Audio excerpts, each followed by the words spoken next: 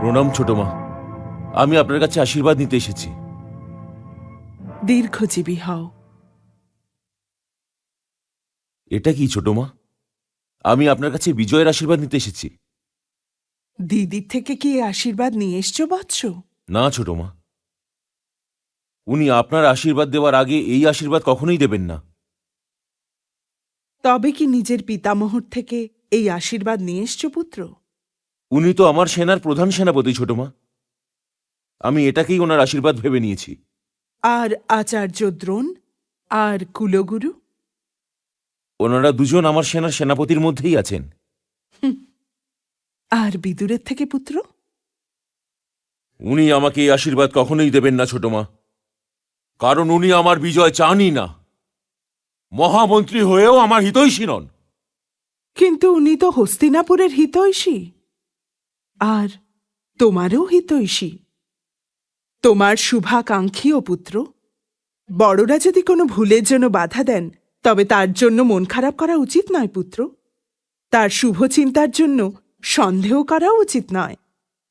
হ্যাঁ, যদি তুমি হস্তিনাপুরের বিরোধী হও, তবে বিদুর কখনোই তোমার হিতৈষী হতে পারবে না। তবে কি তুমি হস্তিনাপুরের বিরোধী দুর্যোধন? হস্তিনাপুর তো আমার রাজ্যের রাজধানী ছোট মা, তবে আমি তার বিরোধী কি করে হতে পারি? হস্তিনাপুর কেবল রাজধানী নয় বৎস, হস্তিনাপুর ভরতবংশের অস্তিত্বের কেন্দ্রবিন্দু, ভরতবংশের ইতিহাসের মেরুদণ্ড। এই নগরেই তোমার জ্যেষ্ঠ মাতা হয় দুর্যোধন।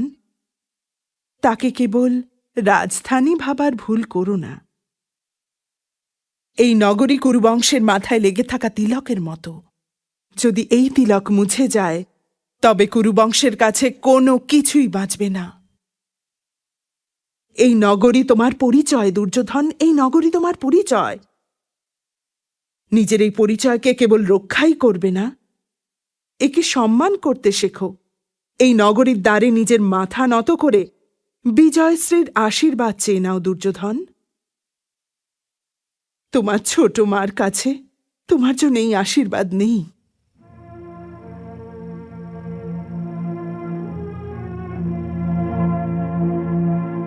তবে কি আমি এর মানে এটাই ভাবব যে আপনি আমার বিজয় চান না? আমি তো বিজয় আর পরাজয়ের মাঝে দাঁড়িয়ে আছি, আমার চোখের অশ্রুকে আটকে রেখে। পরাজয় যারই হোক না কেন পুত্র, আমাকে তো কাঁদতেই হবে।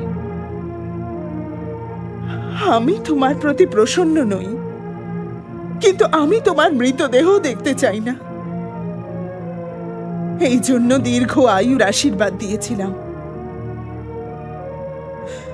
দুর্যোধন, যদি যুদ্ধ করার জেদ করেই ফেলেছ, তবে এই আশীর্বাদের কবচটা পরে নিও। কিন্তু আমি এটা জানি না বৎস, যে আমার এই আশীর্বাদের কবচ অর্জুনের বাণ আর ভীমের গদাকে আটকাতে পারবে কি পারবে না।